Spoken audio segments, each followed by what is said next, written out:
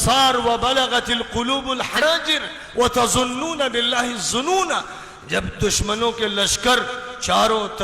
طرف سے مسلط ہوئے اور مدینے کو گھیر لیا گیا تھا اور یہ لگ رہا تھا کہ اب اسلام کا دم واپسی ہے، اب اس کے لیے بقا مشکل ہے، اور کلیجے منہ کو آ رہے تھے اور آنکھیں پتھرا گئی تھی، اس وقت نبی یہ کہہ رہے تھے جبکہ پیٹ پر 2 پتھر بندھے ہوئے تھے، فاقے گزر رہے تھے، فرما رہے تھے عراق فتح ہوگا،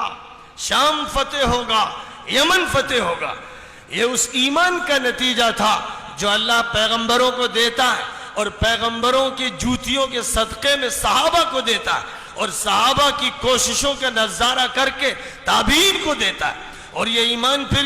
نسلاً بعد نسلن اللہ کے نیک بندوں میں منتقل ہوتا ہے اور ان کے ایمان کی چنگاریوں سے روشنی ہوتی ہے اور امت کو ہمیشہ انہی سے آگ ملتی ہے، انہی سے شعلہ ملتا ہے جس سے دوبارہ ایمان فروزہ ہوتا ہے. یہ سلسلہ ہے جو اللہ کی طرف سے قائم ہے. جو کچھ بھی ہے اللہ کے ہاتھ میں ہے، اللہ کے علاوہ کسی کے پاس کوئی طاقت نہیں ہے.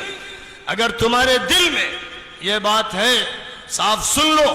اگر تم یہ سمجھتے ہو کہ حالات نہیں بدلیں گے کیونکہ امریکہ طاقتور ہے، اگر یہ سمجھتے ہو کہ حالات نہیں بدلیں گے کیونکہ یورپ اور روس کے پاس اور چین کے پاس طاقت ہے، اگر تم یہ سمجھتے ہو کہ ہندوستان میں اکثریت کے پاس طاقت ہے اور یہاں ایک بڑی فوج و پولیس ہے اس کے پاس طاقت ہے، حالات نہیں بدل سکتے، تو خدا کی قسم تم کافر ہو، تم مشرک ہو، تمہارا ایمان سلب ہو چکا ہے. حالات کتنے بگڑے ہوئے ہوں، تلواروں کے نیچے،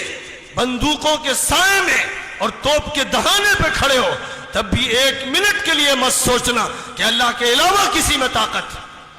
اللہ کے ہاتھ میں ہے. جس وقت اللہ چاہے گا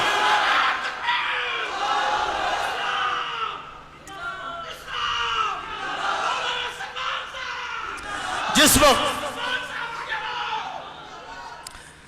وقت اللہ چاہے گا، جیسا چاہے گا. قرآن اسی سے بھرا ہوا ہے. افسوس کہ مسلمان قرآن کی تلاوت کرتے ہیں لیکن سمجھتے نہیں،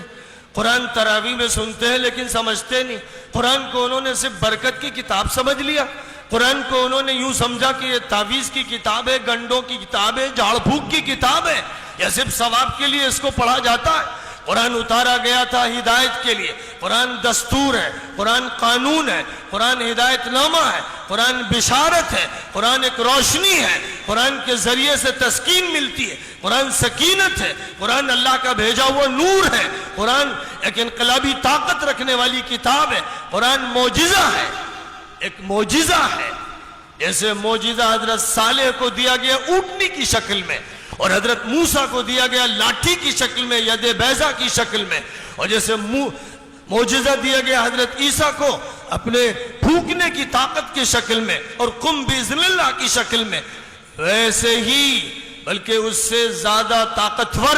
اس سے زیادہ مؤثر، اس سے زیادہ جامع، اس سے زیادہ ہمگیر، اس سے زیادہ تابندہ اور پائندہ اور اس کے زیادہ ہمیشہ رہنے والا طاقتور معجزہ ہے وہ قرآن پاک ہے.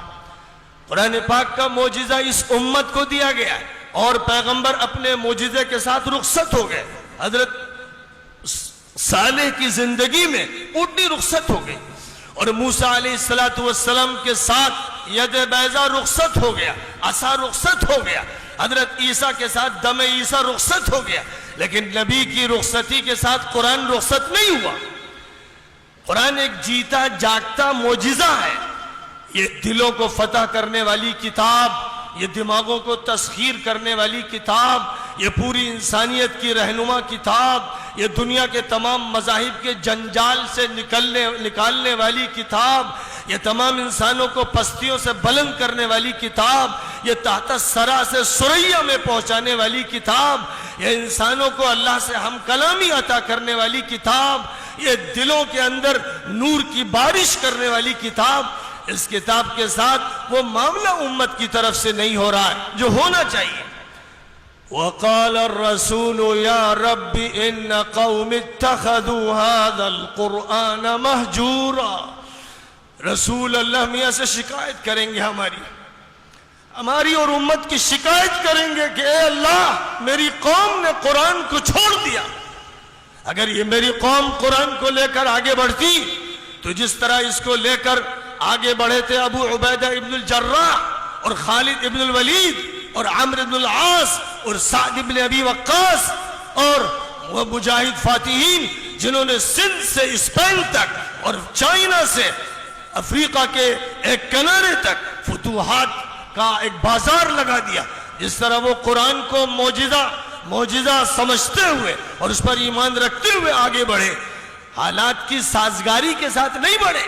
جب چاروں طرف طوفان تھا الہاد کا، باطل طاقتوں کا، ان کے ہتھیاروں کا، ان کی فوج